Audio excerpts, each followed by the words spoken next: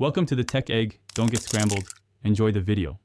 In this video, I will explain how to make mushroom mycelium. First, ensure your workspace and all tools are meticulously sterilized. This is crucial to prevent unwanted contaminants from ruining your efforts. Prepare your chosen substrate, such as grain or agar, ensuring it's ready to receive the mycelium. For grain jars, sterilize them in a pressure cooker for 90 minutes to ensure complete sterility.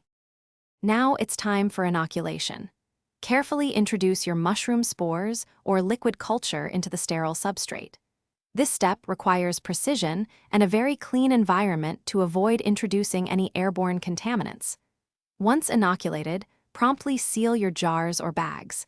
This maintains the sterile conditions you've worked hard to create, protecting your developing mycelium. During incubation, maintaining the right conditions is key. Keep your inoculated containers at a consistent temperature, ideally between 70 and 75 degrees Fahrenheit or 21 to 24 degrees Celsius.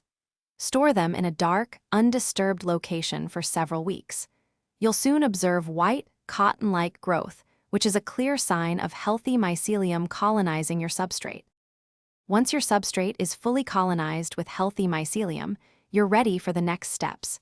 You can transfer this robust mycelium to a larger substrate, allowing it to expand further.